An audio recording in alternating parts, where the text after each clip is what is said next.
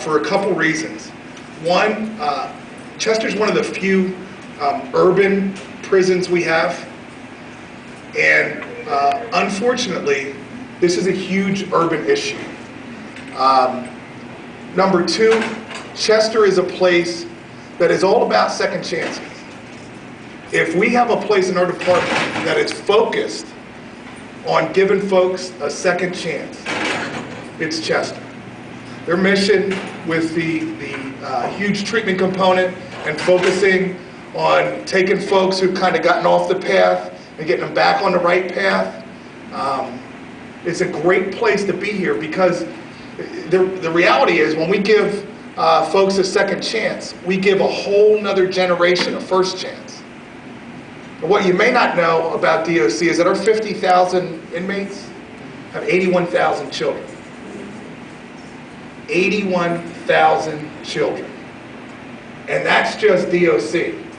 That doesn't include the federal prisons. That doesn't include county jails. Nor does it include people on parole supervision. So when you think about the impact that our approach to criminal justice has had, not just on the people who are in the system, but on everybody who's in their family, it's been significant.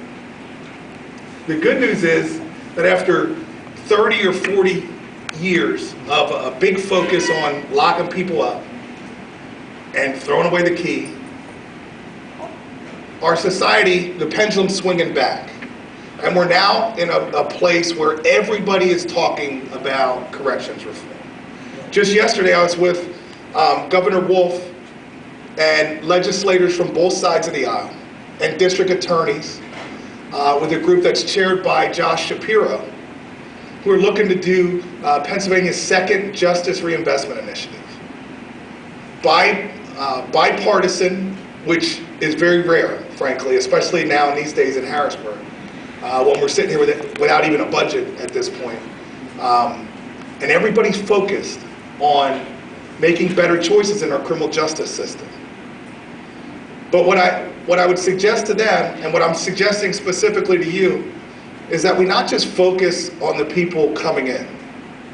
I think we are at a point in time when we have the opportunity to have a generational impact. And by generational, I'm talking about children. Now, Governor Wolf in his budget last year proposed an increase of $30 million for high-quality pre-K programs. This year, he proposed an additional $60 million for high-quality pre-K programs. And let me tell you, first of all, why pre-K is important. What we know is that young kids who drop out of school, especially young black men, a young black man who drops out of school has a 70% lifetime likelihood of being incarcerated. 70%. Stunning. And what we know is that kids who read at level by 3rd grade are likely to perform good and finish school. And what we know is that kids in high quality pre-K programs are more likely to be at level by 3rd grade. So if you were asking yourself, why the heck is the Secretary of Corrections doing an event around children and pre-K? It's very simple. Why would we wait? Why would we wait till someone comes here to realize the importance of education? And some of our folks in our education department are here, and we put a big focus on education. 50% of everybody who walks through our front door doesn't have a high school diploma. Now think about that for a second. So certainly it's logical that if we can get folks to get a high school diploma, they'll be less likely to come to us.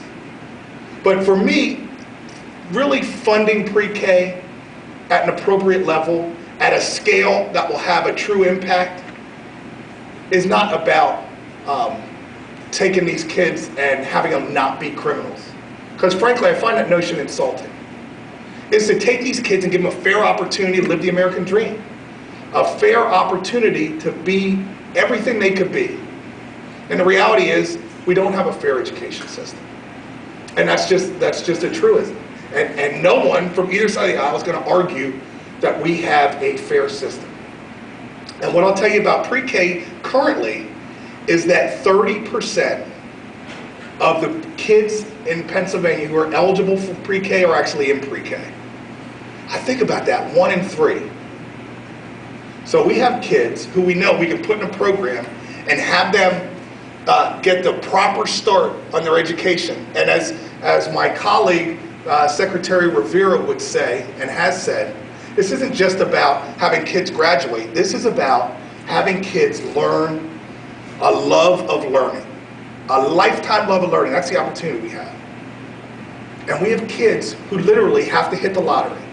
They have to be one of the lucky 3 to get this fair start on life. And I don't think anybody feels good about that. And again, we're at a place in Harrisburg, certainly, DC, certainly, where oftentimes the parties are as far apart as they possibly can. But I got to tell you, this issue, pre-K, is something that both parties are interested in. Now, there would be a disagreement at how much we spend, certainly, but both parties are interested in doing the right thing. And I would tell you that kids aren't a partisan issue. So Governor Corbett's proposal, $90 million, that translates to 14,000 additional children in pre-K.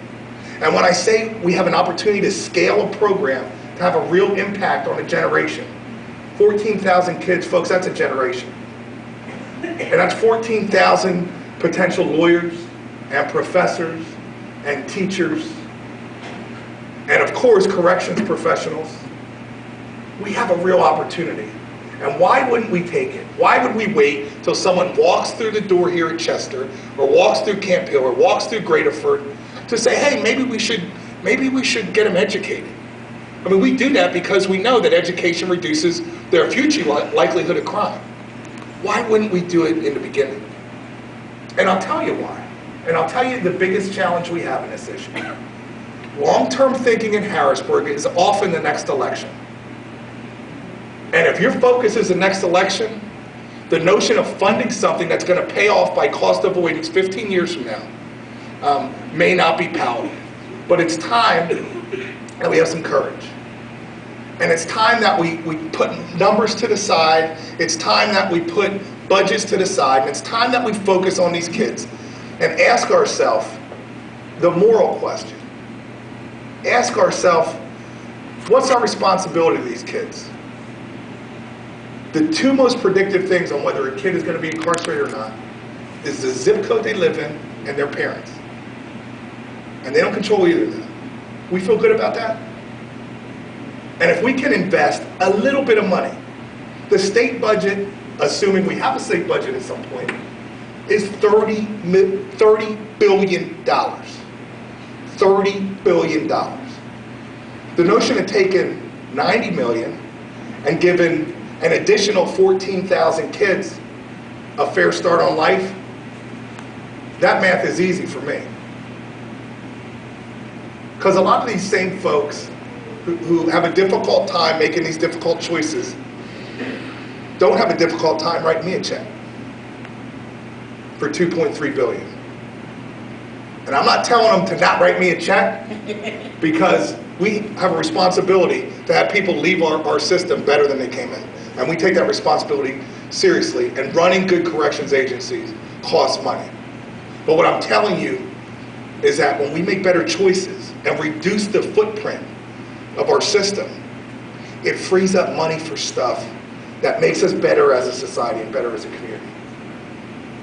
And one of the folks who is up there in Harrisburg, who's fighting the good fight, and certainly preaching to the choir, we're going to let her come up here and preach a little bit, is Margot Davidson, who's a representative, and I appreciate you coming, and come on up and share it with folks.